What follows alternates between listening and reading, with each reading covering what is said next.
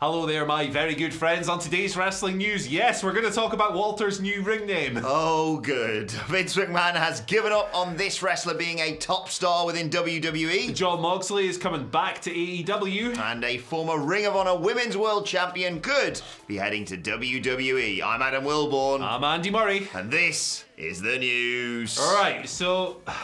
Gee, where do we begin with this? Yesterday, you may have caught wind of WWE filing a trademark application for a new ring name. That ring name was Gunther Stark. Now, under normal circumstances, if this was just any old ring name, it wouldn't really be news because WWE file trademarks for ring names like, I don't know, Gavin Smith, Beans McDeans, stuff like that. They file ring names all the time. It's never usually a big deal. In this one, Gunther Stark, what army did Gunther Stark serve in? I'm not going anywhere near this. Right, so there's a guy, basically, the long and short of it is, there's a guy called Gunther Stark who was a U-boat commander for the Nazis in World War II and was sunk in the English Channel in like 1944. WWE filed a ring name for that. For a Nazi guy back in the day. They filed a trademark application for it. Which poor young upstart is going to be saddled with this name, I wonder? Would it be the Austrian guy? He's already got a very well established name. Yeah, this is really something else. So Walter, as he was formerly known, wrestled Roderick Strong in a very good main event in NXT last night. Really good stuff. He won the match afterwards. As the ring announcer was announcing Walter as the winner, before they could get it out, he grabbed the microphone and said the winner is Gunther. Austrian guy, given a ring name, he didn't say Gunther Stark on the show, admittedly, right? He just said Gunther. But given the name of this trademark application, this filing that WWE made on the 13th of January, that filing shares the name of a Nazi U-boat commander. The optics of this are very bad.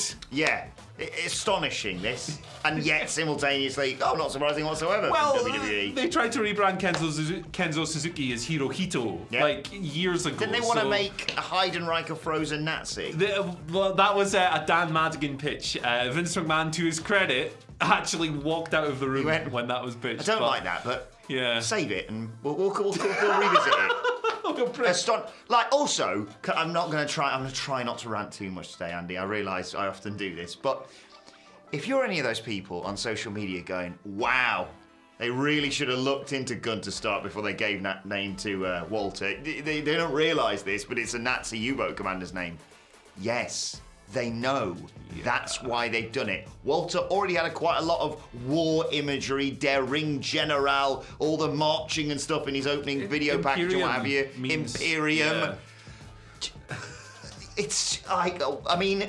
You got to laugh, haven't you? I realise as I'm about to say this, surely in the, few days prior to this actually going on air, surely someone should have gone, have you Googled that? Yeah.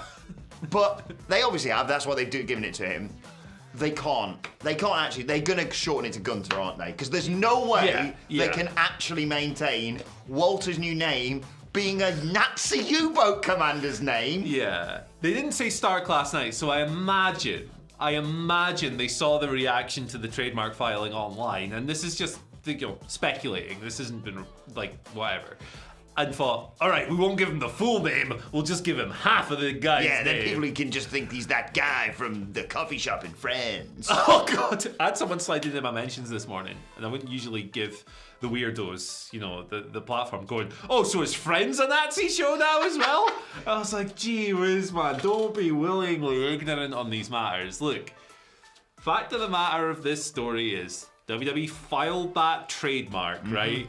Probably knowing that it was a Nazi U-boat commander, or at least learning that it was, because people can use Google, and still went with it anyway, and they saddled it to an Austrian guy. The optics of that, objectively, whether you're upset about it or whether you're just laughing at it, kind of like we are, the optics of that are objectively horrendous, but it's a thing they chose to do.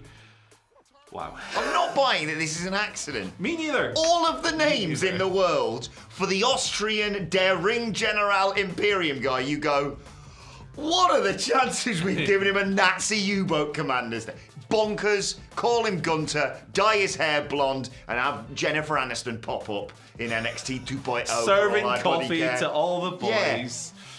I mean, that's actually a very NXT 2.0 gimmick, isn't it? Coffee seller. Barista, there's a name for that. It's all overshadowing the fact that the greatest wrestling match ever has been booked for next week.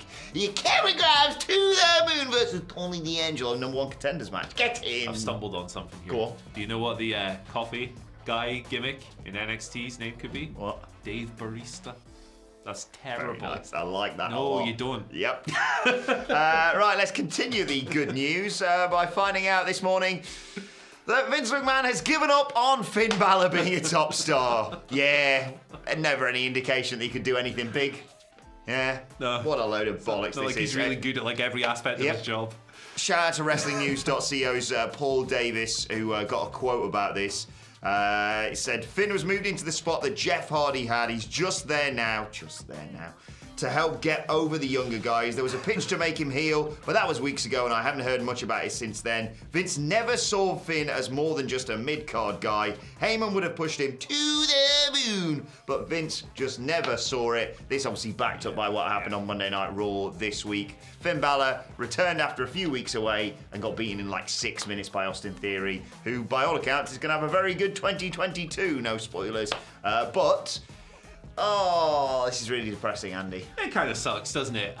It's not a great surprise by any means, is it? Because, you know, Finn Balor is not 7'9" or whatever. He's not a Vince McMahon kind of guy, right? It's the combination of two things, isn't it? It's that, 100% that, Yeah. and also the one time when he went, you know what? I'm going to go against everything I believe and have used over the years. And I'm going to, fair enough, I'm going to go with this guy. First Universal Champion, boom, gets injured, has to drop the title. I think from that moment on, he was pretty much doomed, which is a shame. Go to AEW or somewhere else, Finn, because we still appreciate you. Couldn't agree more, like, on the aspect of winning the Universal Championship, getting injured. They clearly had faith in him at that point, but that was Roman. When was that? 2016? Something like that. Yeah, 2016-ish. But yeah, man, like the guy has obvious qualities. He's a really good wrestler. He looks like he's chiseled from granite, but you can see why he doesn't fit Vince McMahon's outdated, in my opinion, archetype of what a top star should be.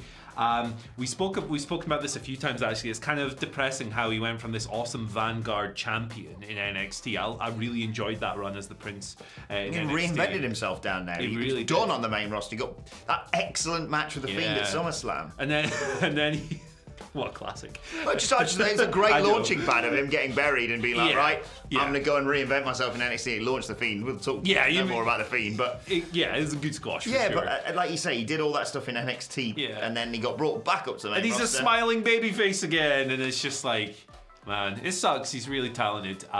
This is the kind of role you reserve for someone who's like thinking of winding down their career. Yeah. I don't really get Jeff that. Hardy. Yeah, That's the role you give. I don't get that impression with. But yeah, it just, I have him there to put over the younger guys. Yeah, because he's got now to offer, but he's not like he.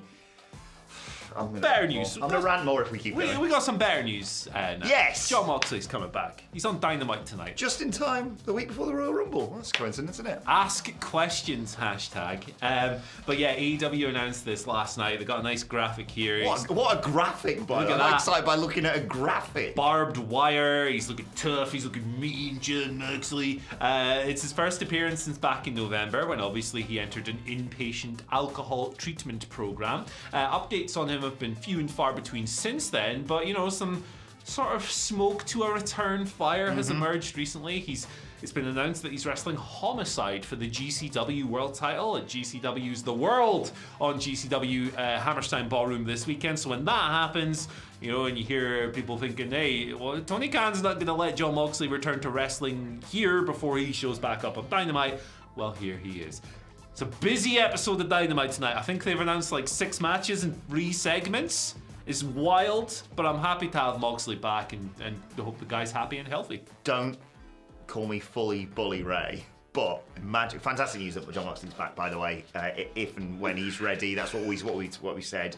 Imagine though, he's going to get a hero's reception, like we said. He can't really turn him heel for the time being. No. I could quite easily see him fighting Hangman Page for the world title down the line though. But just imagine, does the music plays, comes back through the crowd, everyone's like, yeah, Moxley's back. Cody Rhodes comes out. I'm back as well, guys. Shouts to Toriano fan account for that heat. Jesus. Right, let's talk about a potential new WWE signing, though, and it's Roxy, the lady who used to be the former Ring of Honor Women's World Champion. According to Fightful Select, no crap, just Sap, Sean Ross Sapp of Fightful Select, she was sort of already on WWE's radar. She went to those December 2021 tryouts. She was believed to have performed particularly well. She's recently, on Impact Wrestling, dropped her Ring of Honor Women's title to Deonna Purrazzo in a really well-received match. And yeah, I think she's been trained by Booker T. I don't know a great deal about her, but from what I've heard from you, yeah, she could be a fantastic signing for WWE. She's a prodigy, Roxy. She kind of broke out like last year. She won the Ring of Honor Women's title in like September. A bunch of defenses until losing it to Deonna on Impact TV this week. Only 20 years old. But from what I've seen of her, she's got remarkable poise, composure. She's a very skilled pro wrestler for someone of her experience level. I don't think it's much of an exaggeration to say she's probably one of the brightest prospects in American wrestling, maybe global wrestling. Remarkably good for her age and experience level. I think any company in the world, really, who books women, you know, obviously not New Japan, would be looking at her and going, we need to sign this person right away. She's tremendous. I think everyone's going to offer her a contract, and I hope she gets a big bag and chooses the company that is best for her. Yeah, best of luck to her. And my source have told me she's actually going to be signing with WWE and be in a stable with Rock A and Rock B. Right, let's move on to your Twitter questions. At WhatCulture, WWE, of course, you want to get in touch with us. Sean Finchhausen gives us our first question of the day. Sean says, I'd love to see Brock utilise his relationship with Shelton Benjamin in the build for his match with Lashley. What do you guys think? Show Lashley the real meaning of the Hurt Business.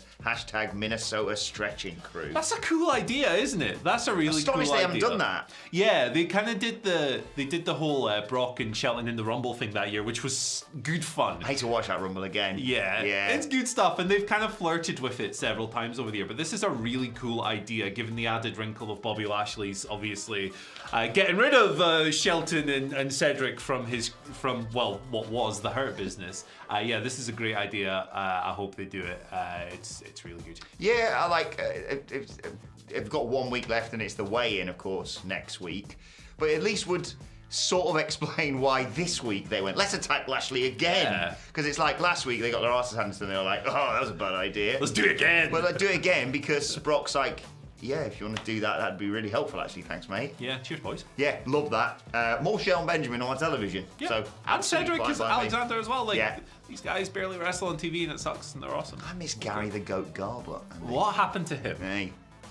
They really got them that time, didn't they? Yeah, indeed. Hey, we lost, but hey. You'll like this person, Andy, because his name's Chris Balding. Chris, my man. Chris, if he is balding, any advice? Just shave it all off. Shave it off, mate. Yeah. Shave it off. Chris says, morning legends, with all hints around Will Wardlow turn on MJF, could AEW be playing with us, and could we get a Spears turn, or maybe even both Spears and Wardlow turn on Maxwell and leave him to face CM Punk alone? Swerves everywhere, bro. I think that Sean Spears is going to remain in his current role. I think he's really be excellent. Yeah, exactly. Like, I think he's really found something here. It's obviously like, you know, a secondary role to MJF and Wardlow and whoever else, but he's so much fun in it. Fire promo on Rampage. Yeah, like just negging everybody, saying I'm not one move wonder or whatever it was. Like, he's so silly and over the top, sitting there eating his carrot, wearing a suit jacket with no shirt. It's fun. It's really entertaining mid-card fodder. I would not change a thing about it, personally. Yeah. I think it's just really fun. I wonder if the Wardlow turn's coming. They've got to do it pretty soon. Got to do it soon, I reckon. Red hot. Shortly after he beats Cody Rhodes to win the TNT title. That's my prediction. That's it. Well, I think Sean Spears has beaten CM Punk tonight, so there you go. Yeah. Fair enough. Deserves it. Let him have it. Not even any shenanigans, just clean as a sheet. 10 power bombs. C4, see you later. Yeah, I'm so excited for Dynamite. I mean, it could be an absolute mess with all that stuff booked. Like there's so much. They do realise it's only 2 hours, don't they? Okay, let's move on to today's final question. It comes from Jackie Higgins. Jackie writes, morning legends. After seeing Andy's beef with Baron Corbin about steak. Literal beef. Yeah, it says get it, beef and steak. Hey. Which wrestler would you have an argument over? Which wrestler would you have an argument over food with if you went to dinner or made dinner for? Oh man. That's kind of a tough one. Not for me. Yeah, well, who have you got? Not for me. Maxwell Jacob Friedman, I'd be having an argument with. What's that? Okay, not over his food choices. He has excellent food choices, as he has excellent life choices, of course. The argument would be, of course, I'll get this one, Maxwell. Oh, no, Adam, I've got this. Oh, no, I've got it.